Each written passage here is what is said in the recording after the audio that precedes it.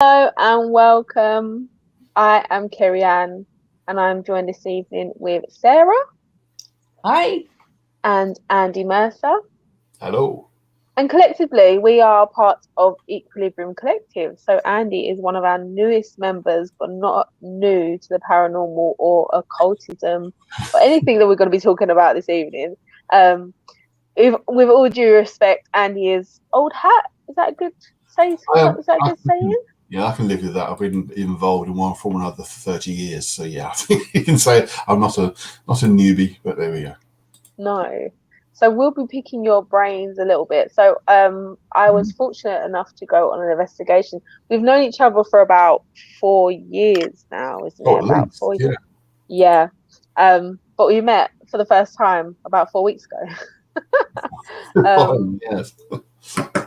So that was the first time we'd investigated, and although I've gone straight in the conversation, sorry. Although I am aware of some of your workings, which we will speak about, your books at a particular time, you spoke to me quite a lot about the theyre, or the event that you run in Southend-on-Sea as well. So I kind of understood a little bit what you was about, but it's the first time I'd ever seen workings with you, which I found really interesting. So hopefully we get to talk a little bit about that this evening as well. But first off, how was everyone's weekend? Weekend. I wish. Wait for the weekend. Oh dear God, I wish it was the weekend. Same. It's already. I don't see clients on a Friday. So.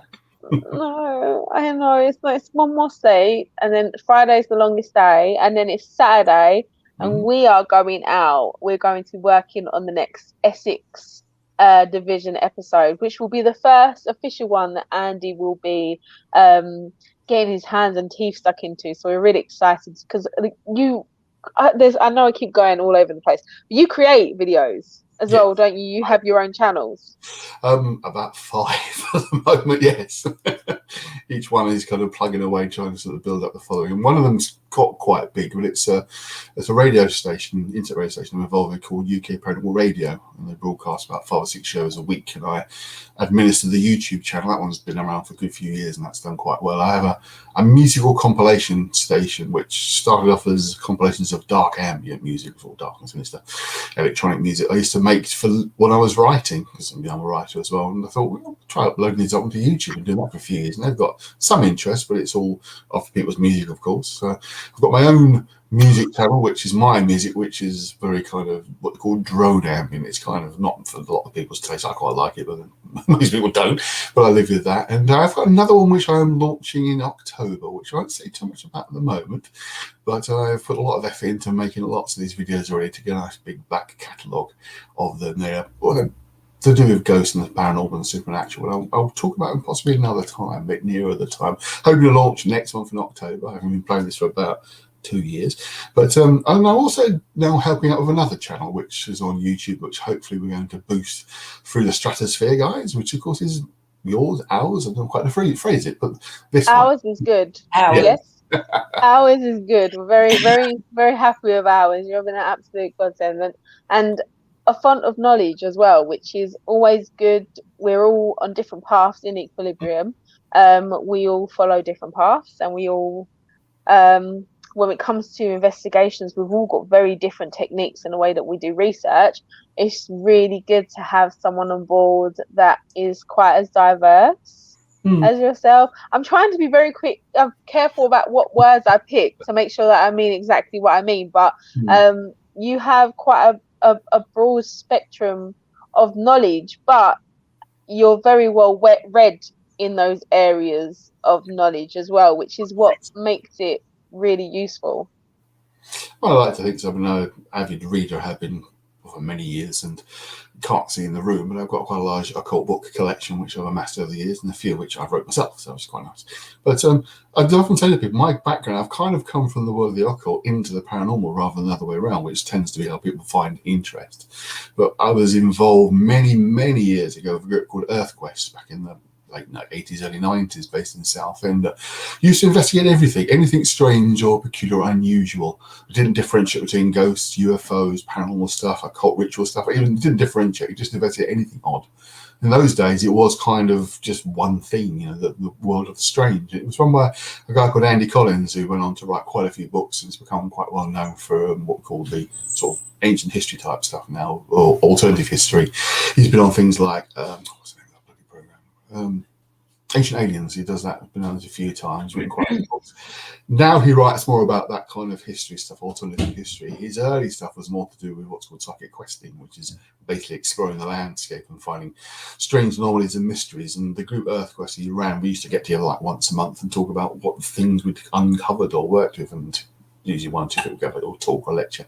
So that's kind of where I was to begin with, was just a bit of both. As I say, my interest first of all primarily was occult, although my first own supernatural experience was quite early on. Do you want me to tell the story? Yes. Yeah, please do. You guys probably know there's a place called Coal House Fort, which is in Tilbury, just down the road from where I live. And we used to go there during the summer, and this would have been, I was about 11, 12 years old. The fort itself now, again, it's kind of a bit run down, but for quite a while you could actually visit it. It was like a tourist attraction. But back in those days, probably early 80s, late 70s, it was derelict. You weren't supposed to go in there. It was quite dangerous in parts of falling down. It was so like corrugated iron and fencing, so you weren't allowed in there. But of course, lots of gaps in there. And of course, kids like myself would get in there. There's a large courtyard area in the middle of the fort, and the fort kind of surrounds a big courtyard, and people would get in there and go and play football and things like that. There was one particular summer Sunday afternoon, I was in there, just sort of milling around. We were actually playing football with some kids, didn't know, I'm just kicking the ball about. And I remember looking up, and about 10 feet or so away from me were 2 men walking past. Now, they appeared to be in some kind of uniform. I remember looking at them for a few seconds, not kind of registering what I was seeing, looking away, looking back and thinking, wow, that's different. And they were gone. They were heading towards a wall. There was nothing actually where they were going, and there was nowhere they could have come from. There was no sound, but they were absolutely solid. They were completely real people. There was no kind of mist or anything like this. It's a summer afternoon, as I say. It wasn't sort of dark and scary or anything like that. I remembered how they looked, and what I noted was they were definitely in the uniform, and had like a webbing wrapping around the lower half of the legs below the knees. And I found out afterwards that was World War I uniform they were both wearing. And the site was originally opened in the Napoleonic times and was built up in the First World War and in the Second World War. So it was in use in the First World War. They used to spot the Zeppelins flying over from Germany. So there would have been historically people who had been there. And I remember seeing that, thinking, oh dear, what was that? It was one of the things you look at first, you don't kind of register it as being anything. And after you think, oh, well, that was different. And I went outside, told my parents, and they went, oh, that's very nice. Yeah, wonderful. Didn't interest in the slightest. But I was like, oh, that was strange. I remember going to the library and finding books on ghosts, of course. I knew what a ghost was, even at 11, 12 years old. But yeah, so that kind of got me interested. And I can't remember what it was that led me into occult type research. It was definitely from the local library, so there was stuff there. And I honestly never remember what it was. It first got me interested, but it did. Something I must have read in some book somewhere. And I always think it was something to do with a group called the Golden Dawn, which are based in the 1800s, and they are like the founders of like your modern occult research, if you like, reading about them. And I think that's what sparked the interest and kind of went on from there, really. So, but I remember interested, didn't do an awful lot, just a lot of reading and research. And a friend of mine said, do you want to go to a talk, basically, in 1988, this was a matter of a guy called Andy Collins, who I'd never heard of before, about this thing called the Black Alchemist, about supposedly black magic activity in the southeast of the UK, and would you want to go along? Listen to the guy talking. I mean, I was kind of all right, sounds interesting. Not really a believer that it would be real or anything. He gave a talk about what happened in the book and some of the artifacts they'd found when they'd been involved in this experience. And well, at the end of the talk, there was only 20 of us, I suppose. He let us have a look at the artifacts and handle some of them. And one of them was a piece of slate, a grey slate, that had things inscribed on it. And it felt like I just put my hand in a socket. It just felt the energy from it. It's just like, really? It felt that, yeah. I mean, you could say it's like a somatic suggestive that this has got energy to it because of what you're being told in the talk. But no, there was something there, no doubt about it. And that really got me interested again. So I got involved in the EarthQuest group, went to the monthly meetings he held, and it went from there really. But then the group folded for a while, and Andy was writing the next book, which was to become The Ashes of Angels, which is by far his biggest seller. I mean, it's sold hundreds of thousands of copies, and he never really got EarthQuest going again after that. And not long after that, they went off to university. I meant to go before, but various things had delayed me from I was supposed to take 1 year out to do the 10 years. Finally got to university. Of course, the interest waned away then. And finishing after university, there was one place that used to come up a lot in some research and stuff I'd read. It's a place called Clapham Wood, which is down on the south coast. It's got quite a history of strange activity, which I won't go into now because it's quite a long story, but something odd about the place. I'd been there before with EarthQuest or in those times and noted odd things happening, but I wanted to get back into investigating it.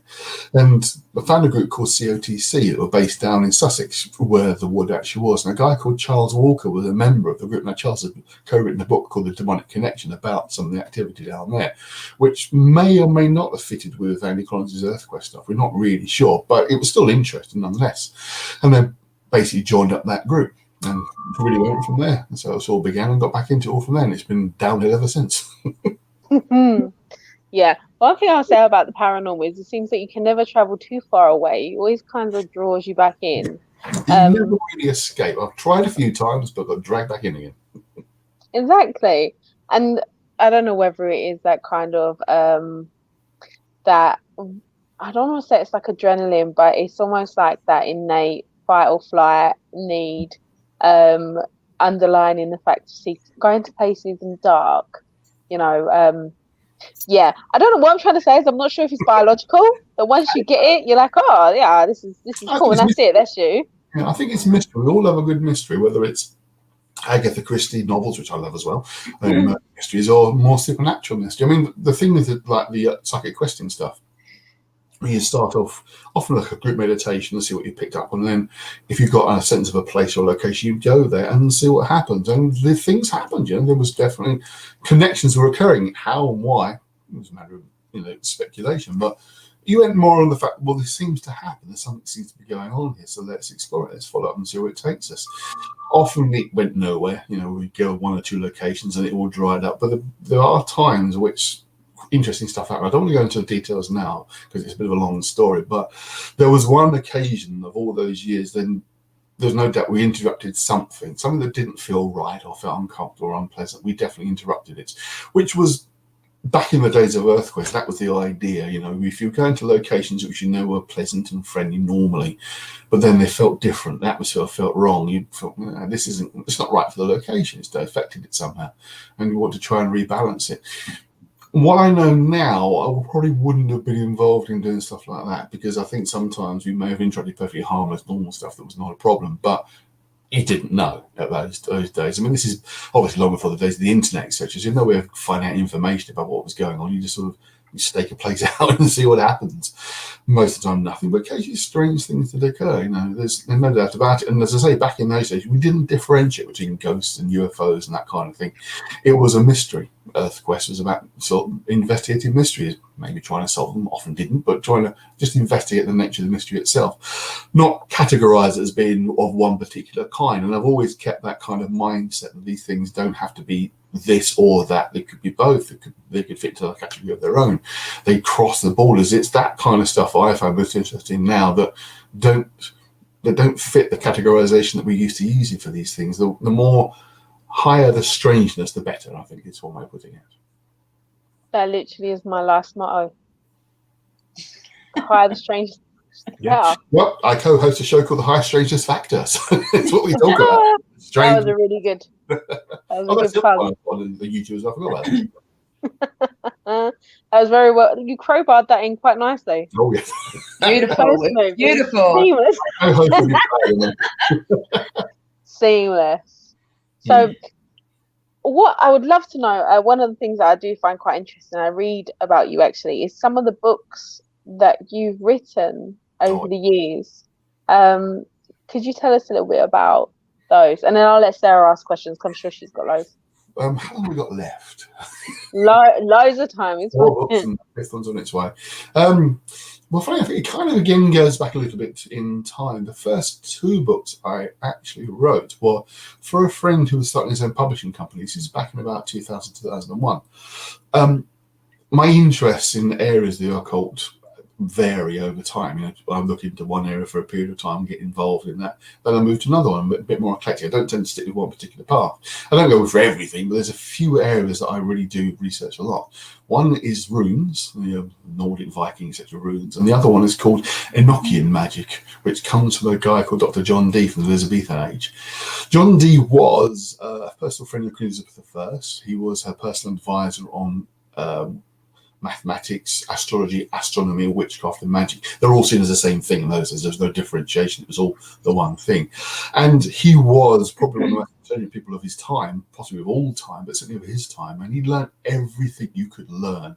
In those days, knowledge wasn't as broad as it is now, and subjects weren't as wide as they are now. But basically, you learned about mathematics, philosophy, science, as that existed at the time. So he really did know pretty much everything. And he wanted to know more about how the universe and the world works. And this is, say, Elizabethan times, late 1500s. The obvious answer was, well, let's talk to God. God will tell us more. How do you talk to God? Via the angels, of course. So we talk to angels. Angels will give us the information we're looking for. That was the idea.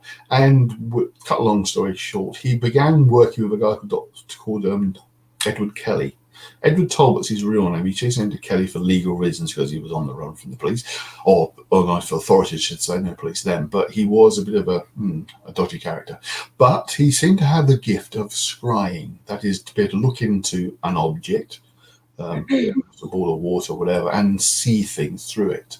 John Dee himself had no such skill, so he needed somebody who could do that for him, and he was introduced to Edward Talbot, as he was then, Edward Kelly later on, who had that gift. And between the two of them, they started experiments or scrying sessions. He used a crystal ball, quite a small one actually, about the size of a golf ball or an egg. But that's probably where the whole idea of crystal ball scrying comes from. The old, you see the woman at the gypsy at the fair or whatever with the crystal ball. It comes really from him, from his work. It was a common usage, but because he wrote about it a lot, he became like synonymous with the crystal ball idea. And with that, they were communicating with something. There's no doubt there was something communicating with them, but it wasn't conventional angels in the normal sense. First of all, the names they would give themselves initially were classic biblical angels, but later on they got very strange and very different. But they described through the communication of the crystal ball, they were showing, Dee and Kelly were showing a whole new language, which they called the angelic language, we now call Enochian. Didn't exist before.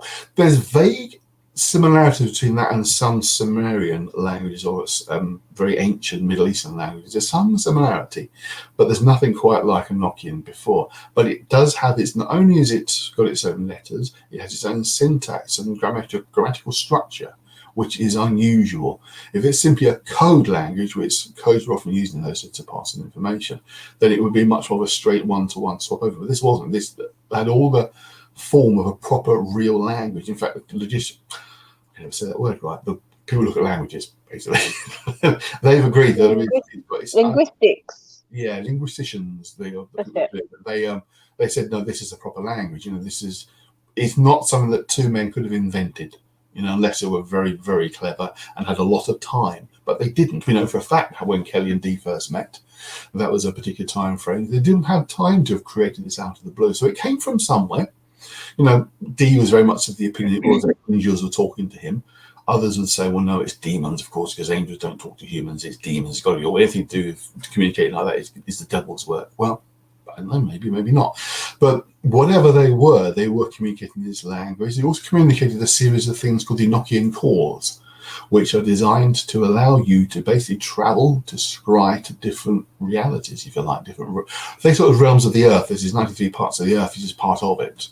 But it's like alternate realities. You've got different planes of existence. Now, I came across Dee's writings fairly early on, again, really from the Golden Dawn, but particularly found his stuff most fascinating. A lot of the Golden Dawn material is actually based on their own work. They've created it themselves, but they try to give the impression it's ancient. A lot of it comes from Judaism and mystical Judaism, if you like.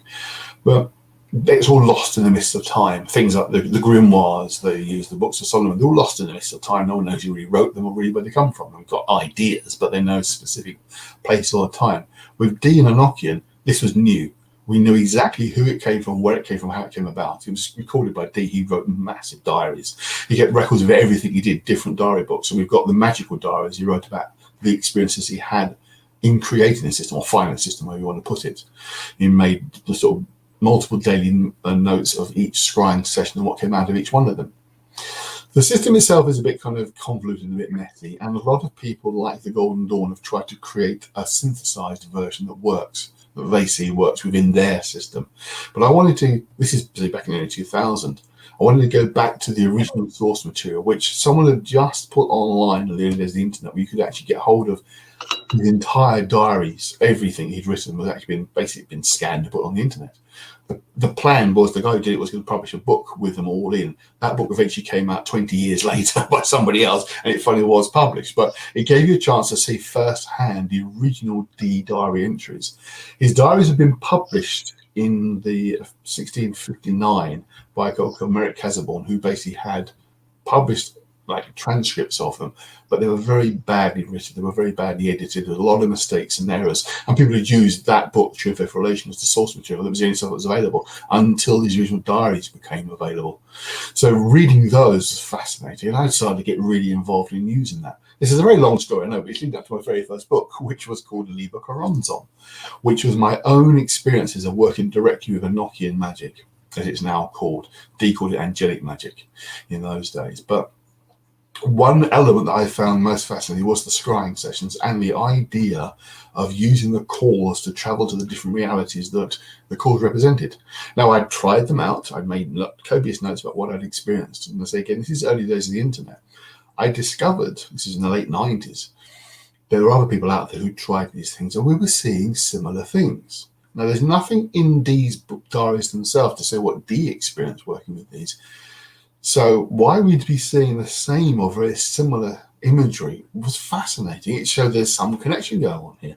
I mean, whether you go into these real astral realms that exist, or it's something deep in the collective unconscious, which is more I would see it now, being a Jungian psychotherapist, it's hard to say. But there was clearly something more than just the idea of you making it all up. There's something more going on here, and that was mind-blowing. That was fascinating.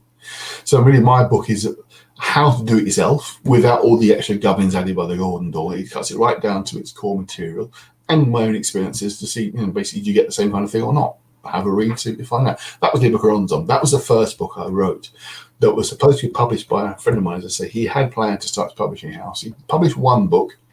Unfortunately, didn't sell very well at all. His sunk always went into that first book, so that was the end of that. Other things happened and it just stopped. So I kind of sat on that one and put it to one side. But concurrent with that, I was also interested in the runes, which they put no from like Norse and Vikings, etc. There are a number of different futharks, they're called, which are the different sets of runes. And the elder, the younger, and the Anglo-Saxon are well known. They come from different places in Europe and different time frames, but they're again lost in the midst of time where they all come from. They don't have an original source material. They're just they're around for thousands of years in some cases.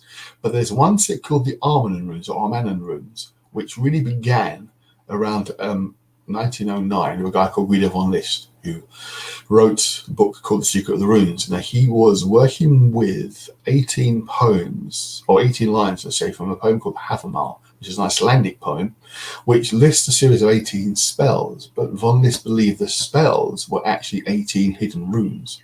And his book was wrote his book about those 18 runes. And I found those fascinating again because they are magical. They are designed specifically for occult magical purposes rather than being things from history. So my second book is called Runen, or was called Runen, The Wisdom of the Runes. That was its first edition, which came out again a few years back, and it's been recently republished by Troy Books as Runa, R-U-N-A, which is its original title.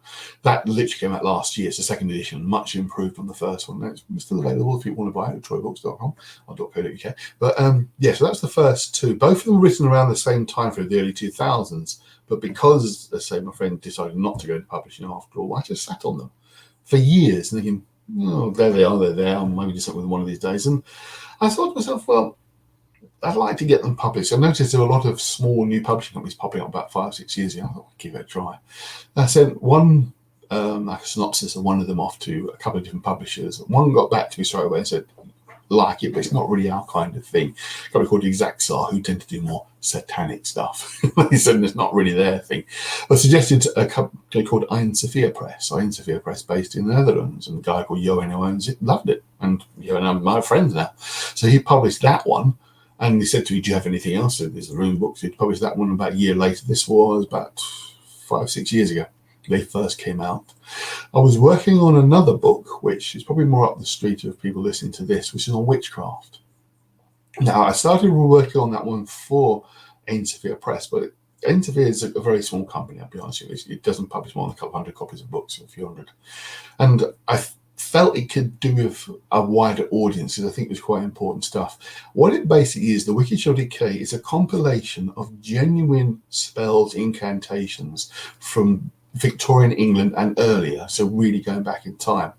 I've always been interested in folklore, and I've built up quite a large collection of folklore society books published in the Victorian times, so you can often pick them up quite cheap. In them, there's all sorts of folk tales, legends, and stories, but in amongst it, you do find actual first-hand spells that have been written down from the original wise woman of the village, etc., who had them. And no one's ever really put them together into a single book before. So that's what the Wiki Shall Decay is, a combination of a collection of those real genuine spells. Plus, I've written quite a long introduction about what it's all about, how it comes about, and also a long essay focusing on a couple of individuals, actually one individual in particular, who has become legendary in the world of witchcraft, and that's a guy called James Cunning Murrell, who lived local to us over in Leigh-on-Sea. So that was the one that went with a company called Three Hands Press, who are a much larger company in America. They're probably one of the biggest occult publishers around. So I was really pleased to have that to come out with them. So that was probably the one I'm probably more widely known for, because they published several thousand copies of it, and it's still available from threehandspress.com if you want to get a hold of it. And so as I say, it's because one of the things you notice, there's different forms of modern witchcraft that are around. You have Wicca, which is more of a religion based now. It's become officially recognised as a religion. You have what's called traditional witchcraft, which is an alternative approach that is more of a synthesis of older material, but with modern filters, if you like. And a lot of that, again, has come from Victorian times. There's one particular writer who's probably become synonymous with traditional witchcraft in the modern era, is a woman called Gemma Gary, who's written several books and co-runs Troy Books. She's played a large part in reinstigating a lot of interest in modern traditional witchcraft. And there's been other previous writers who played a big part. Robert Cochrane in the 60s particularly was important, because he was creating this alternative to Wicca. And then you have the genuine historic witchcraft, which you get things like the witch trials, 1600s, 1700s, and those records show some things, but they're often, what's the word I'm looking for? Transcripts from trials. And of course, you don't know if any of this is true. It was all made up, just to prove people were witches. So that's not necessarily a very reliable source material for genuine witchcraft. But the folklore books definitely are. Folklore interests really began in the Victorian age, when we had a lot of more free time. People had a bit of money, they could do these kinds of things, research. So these people were literally going around the country and were questioning people, writing down their stories. I mean, the most recent published book I used was in the 1930s. Some of these books go back to early 1800s, and they've got these first-hand accounts. And what you do notice is fascinating, is there is no evidence whatsoever of covens or group work. Nothing. There's plenty of information and proof of individuals working. The wise woman of the village lived on the end of the road. Most villages had someone like that, but there's nothing. There's no hint of group work at all. Now, someone could say, well, it can be really secret, but all of it, not a hint. No, it's one of those myths that these witch covens existed for centuries around the country, and they didn't. Individuals certainly did. Maybe they passed on through family members, but there's no mass group meetings of any kind, apart from things called the Horseman's Word, the Society of the Horseman's Word, which is again based around horses, obviously, the Horseman's Word, but it's like a low-level Freemasonry within people who work with horses. That was real, that definitely existed, and there's some good evidence for those kinds of groups. So there were sorts of little groupings of like witchcraft, people of an interest, you would say, but not proper covens of any kind at all. I found that fascinating. I expected to find that kind of evidence in these books, but there was nothing at all. It was all individual only. So that was book 3. Book 4, my most recently published, is a little shorter. It's a mini series that the 3 Press were publishing during the COVID period, because our own publishing house the printers had some problems, so they were just producing these small books. This one, although it's probably the shortest I've written, I'm really pleased with this book. It's about the occult themes in Dante's Inferno. Now, the Inferno is part of a trilogy of poems called the Divine Comedy. It's probably one of the greatest poets of all time as a writer, Dante. It's Christian-based very much so, and in the first part, the Inferno is basically his journey into hell, to get through hell, to get out, to go up to heaven, to get back to his old love, Bernice, who died, Beatrice, rather. But again, it's Christian-based, but the imagery in there, the way it's described, is the foundation of our modern ideas of hell. It comes from what Dante wrote. I mean, the idea of hell existed, of course, but the idea of it being fleshed out with beings and what the worlds were like in the different realms of hell, he was the one who really instigated that. I read it first back in my early teens, and it was what is now not a very good translation. It was the only one available at the time. Henry Longfellow, who's a poet in his own right, but the language is quite archaic and a little hard to follow sometimes, but it's absolutely fascinating. And I remember years off when I read it, I had nightmares about it because it described these levels of hell, but it was fascinating at the same time. I always wanted to write about it, and I noticed there were certain themes that you could rewrite, or you could see were hinting towards more, shall we say occult ideas and philosophies that Dante probably didn't intend or wouldn't even want, because there is one level of hell where anyone who's doing witchcraft and magic belong. He sends us down there, particularly anyone who's into fortune telling belongs to this level of hell. So he wouldn't have liked us very much. He'd hated my book because it goes against what he believed entirely. But it was fascinating. I literally wrote it in about 3 months, which for me is incredibly fast. I'm not the fastest writer, but that was my most recently published book. It's one of those things, because whatever's your most recent work is all you're most proud of. That's the thing with this. But for me, actually, the one I'm most proud of isn't out yet, which hopefully next year will be. Now, this is a story on its own. One of the things I came across in my research is a thing called the Kabbalah. The Kabbalah comes from Jewish mysticism, but it's one of those backbones, if you like, of the Western occult tradition. It's represented as the thing called the Tree of Life, which is 10 spheres and 22 parts, and it's a real core element of a lot of magical thinking, if you like, occult work. There is what's called the darker side to it, a thing called the clip-off, which is like a negative version. There's also a thing called the Sitra Achra, which is levels of hell in Judaism. Now, those two, the clip-off and the Sitra Achra, have been mixed up by a lot of writers over the last few years as if they're the same thing. My book really goes into the detail of that they're not. But also, again, being me, I love scrying, I love exploring. There's a whole section of how to actually explore the Sitra Achra. And working with that was particularly interesting. Some of the stuff that emerged from there was very strange. And again, the book should be out hopefully next year, and I have to read about it in there. But it's by far the biggest book I've ever written for me. I don't write huge long tomes because I'm not good at reading huge long tomes myself, so I think in my readership. But it's a much bigger book. But that's the one I'm really looking forward to getting out this time, hopefully by next year. What we'll have to do is get a collection of your links and stuff so that people can have a look and be able to purchase the books that you've written, because I've got a half-assed unfinished personal website which I've given the link to before. One of those actually finished. we'll have that as well. So we've had quite a bit of interest in the chat. The first question comes from a lot of these questions were questions I was going to ask anyway, so I'll just put them up on the screen. So Laura wants to know what your favorite subject on the occult is. The answer to that would be what I'm researching at the time. Really would be the answer I can give you there, because it does tend to vary. I mean, I do go back to John Dean and Enochian more often than not. I think probably the one I spent the most time with was Enochian. I mean, at the moment, I am actually working on 2 new books.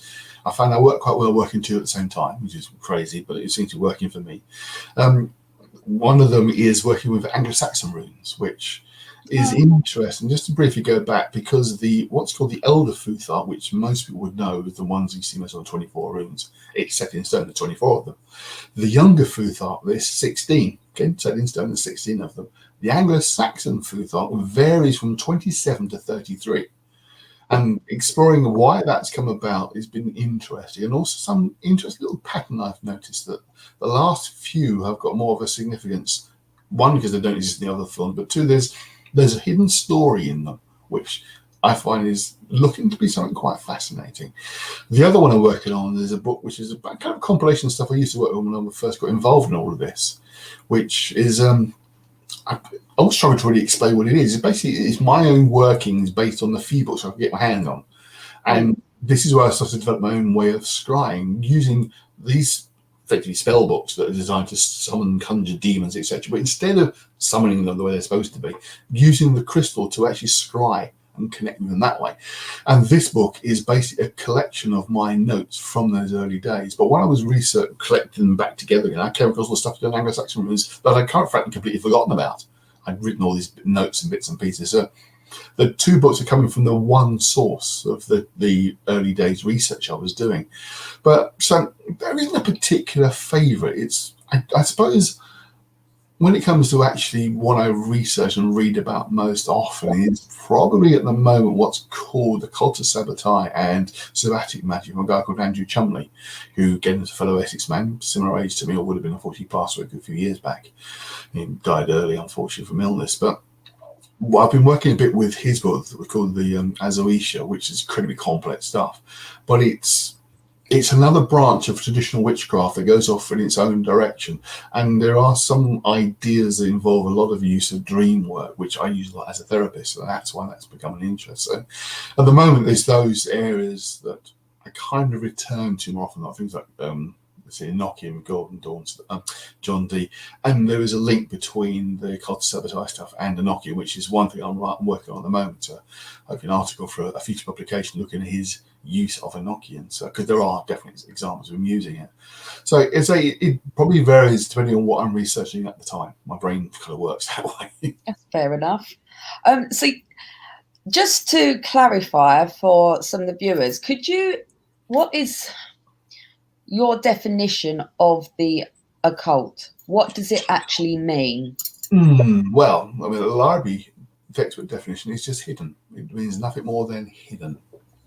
I think you can probably put it this way. It's about the pursuit of knowledge of the absolute, which is a nice and vague term. If you think about it this way, religion and faith is about finding God and do what God says you're supposed to do without question or concern. I suppose you would say this is more sort of spiritual approach in the sense you want to learn. It's more of a Gnostic approach of learning about what these things are. But I suppose it's the fact that there is undoubtedly hidden forces within reality, energies, forces, entities, whatever you want to call them, that's absolutely there. And the occult presents ways in which you can work with this stuff, connect with it. It's often characterized as being demons from hell or angels, all that kind of stuff. Most of that thinking is medieval. It comes back from the sort of 1400s. That's where it originates from. It's a mindset that we kind of fell into for a long time. And it still persists to this day. We talk about the idea of an actual demon being from hell. The trouble is, what hell? Because if demons are living in hell, then they try and possess us and take us down to hell. But if you follow Christian tradition properly, no one goes to hell until the rapture. When we all go up to heaven on earth, and the bad go down into hell. That happens then. So you've got a strange anomaly here. Like you've either got a hell that's full of people already, which is not what the Bible says, or you've got hell that's going to be full of people when the rapture comes, which is what the Bible says. So you kind of have a problem here. It's a medieval interpretation that's occurred over a number of years that have created this that's basically formed the ideas that the Catholic Church particularly ran with. And Catholicism's approach to this sort of supernatural stuff remains very much in force, although the Protestant Church split away a long time ago, of course. They kind of held on to a similar mindset about these sorts of things. So you see a lot of films and TV talk about that sort of thing, give the impression the occult is Satanism, it's devil worship, evil. I think of the kind. You get Christian occultists who are looking for knowledge and understanding. There's a Christian version of the Kabbalah, which is occult because it's hidden knowledge. It's not immediately obvious. You're not going to find it there. Well, you will find it these days in the bookshelf, but at times of old, it was very much for knowledgeable, only those that had the insight and the way to get in. So that's kind of what it really means. It's a useful cover all the time. I prefer esoteric because I think that sounds, one, a bit more vague, and two, a bit nicer because it doesn't have the connotations occult has. But esotericist is my preferred term, the esoteric. Well, That was a lot of information. And I think I literally had an epiphany as you were speaking about the whole hell thing. But I won't go into that. Follow me on TikTok. I might put it there. So Laura Jane also asks, what is your favourite book that you have read on the occult and why? Good God. There's like a I've file read of facts. Yeah, there's a file of facts. Yep. Honestly, Andy's library is something to behold. I would love a day with all the books that he had, honestly. Watching you very closely as you make sure negatively. I wear gloves and everything. Should be there sniffing them. I would. Don't you love the smell of old books? Some of them, I mean, a conservative estimate for the total value is around like £10,000. So yeah, a few little four figures. I'd have to answer the question with probably one of the earliest books I've read. I mean, there are a few that you could get hold of through the library that did start really sparking the real interest. There's a chap called Idris Shah who wrote this name of the bloody book now, got my head. Secret Law. There was David Conway wrote a book, and I'm getting the names just falling out of my head. But they were the early ones I first read. Paul Houston's Mastering Witchcraft was another. David Conway's Occult Primer, that was another one. And Donald Michael Craig's 11 Lessons in Modern Magic. They were the sort of the first 3 or 4 that I got hold of, and they were mind-blowing. Blew my ears off, reading those. Really did realize there was this whole other world I was just beginning to learn about. So they were probably not necessarily favourite, but they were the early ones that really got this idea of moving for me, the interest. I suppose John Dee stuff would probably come under the favourites. I mean, I would say Church Faith Relation, which is the printed version of his early diaries, but they're so full of errors. They're strewn with errors and problems, so it wouldn't really be that. It's a difficult one to answer. It really is. I can't say there's a particular favourite at any one particular time. It depends. I mean, Von List's Original Secret of the Runes book for a long time was one I'd referred to a lot because I wrote about the Armand and Runes. They are particularly interested because they have had a bit of a negative press in the past. Because Von List was very much interested in what he saw as protecting the countryside and the nation of Germany, the Central Europe, if you like. His ideas were borrowed by the Nazis, unfortunately. There's no two ways about it. But he wasn't in that camp. He was nationalistic. He wasn't racist. There's no obvious evidence he was racist. But some people who used his ideas were definitely racist. And unfortunately, the Armand Runes themselves got mixed up with that whole notion. And the first part of my book spends quite a lot of time explaining these were not used by the Nazis. In fact, most of the leading Armand researchers in the 30s ended up in concentration camps and disappeared completely. So they suffered as well.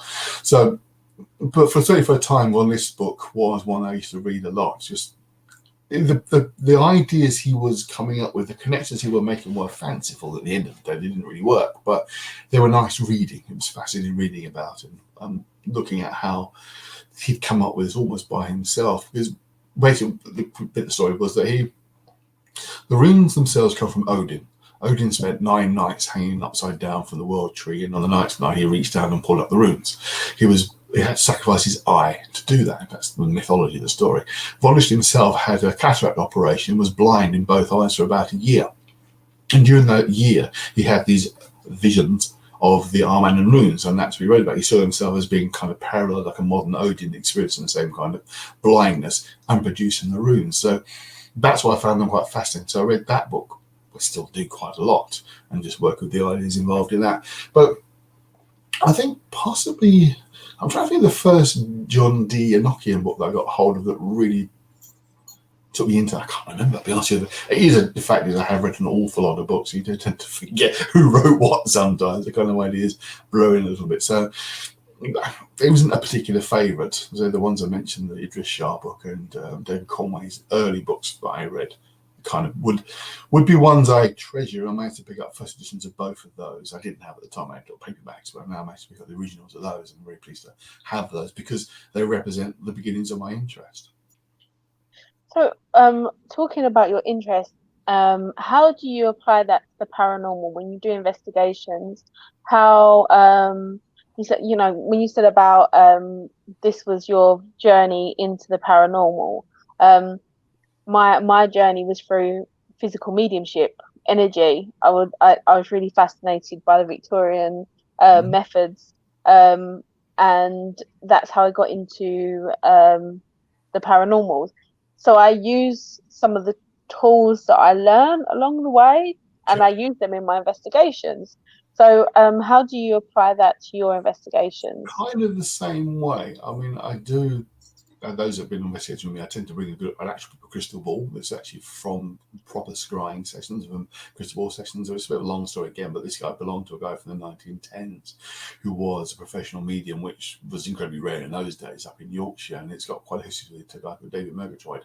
I managed to purchase his original, it's only actually made of glass, but he's brilliant, he's incredibly effective, and often take along, as you know, to investigations. Quite useful if it's going quiet as well, because it's something else to work with. Sometimes there are invocation rituals which you would use in magic, which I sometimes use that location just to get things moving a little bit if it seems particularly quiet. Again, very effective. You question then, well, what exactly have you summoned? What have you brought in? Is this something to do with what you've just done, or is it a location? Well, as I've said numerous times and other times I've interviewed, that my thinking is very much these things are all the same. I don't believe in ghosts in a ritual session, the sense of a dead person returning from the grave or anything like that.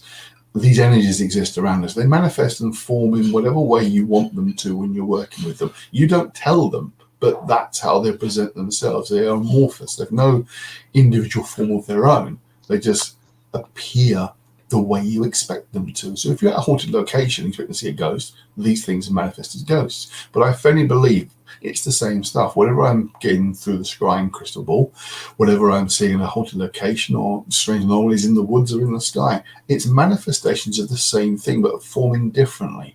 So when you go into a paranormal investigation with that mindset, then you are more open to what might occur. Because one thing I used to notice, not so much these days, but certainly the old days I used to work for a group and a company called Fright Nights. We'd go to locations where there were stories of supposed hauntings. We'd have stuff happen, but there was nothing like what the stories were. There was no connection between what we really experienced or what they're supposed to have experienced there, or the people that have seen or experienced.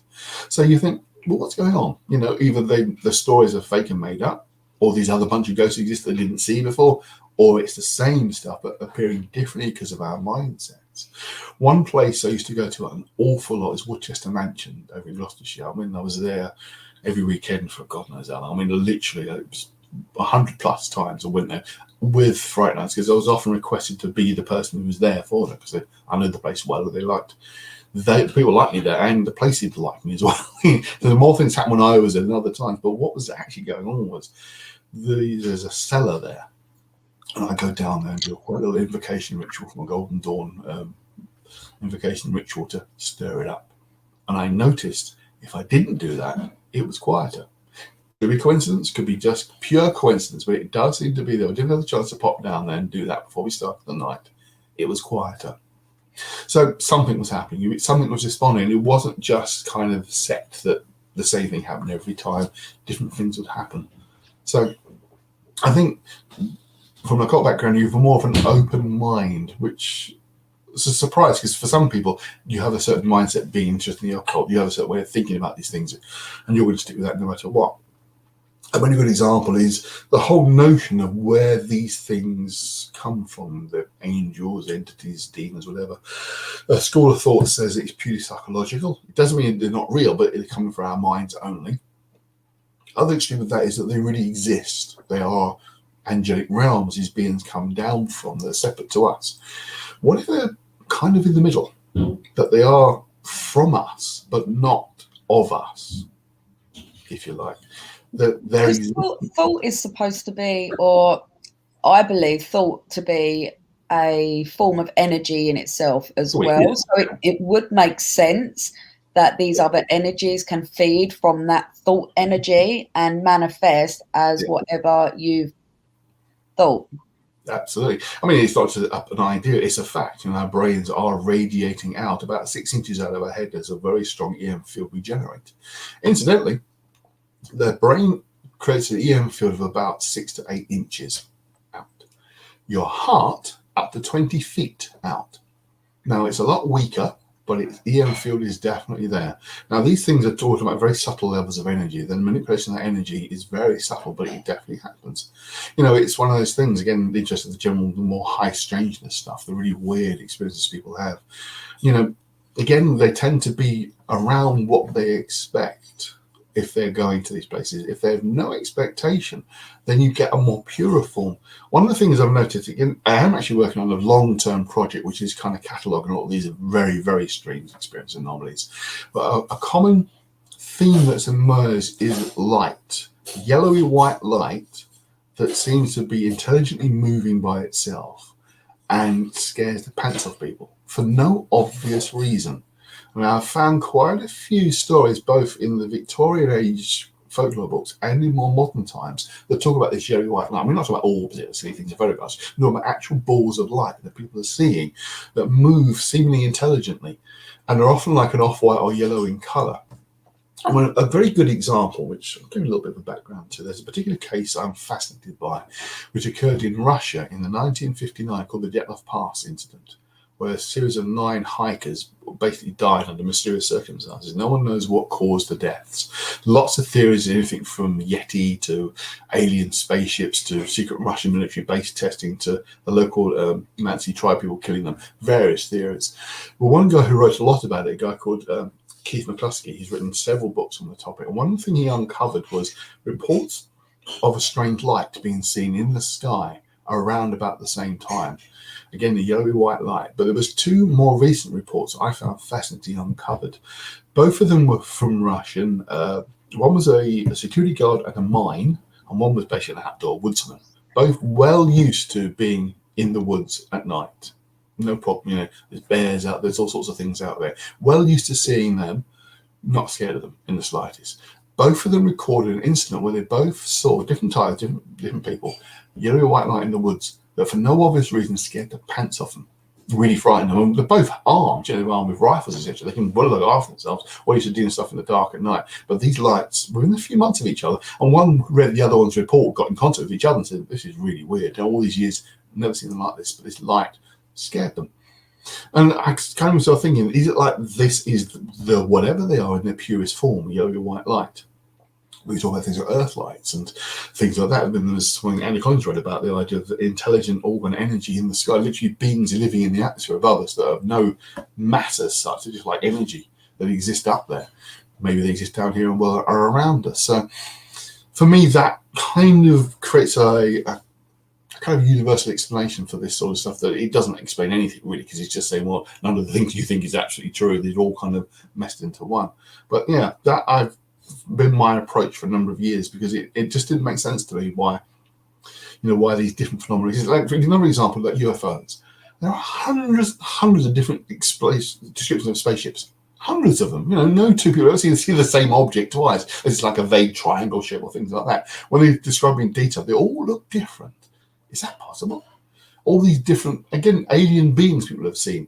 Now, they look different, but there's a commonality in all of them. Most of them are between 4 and 6 foot tall, maybe slightly taller. The vast majority have 2 eyes, 2 arms, 2 legs, formed like we do, i.e. they would have to be living in a very similar atmosphere to us, same kind of gravitational field, gravitational pull, etc., and look roughly similar to each other.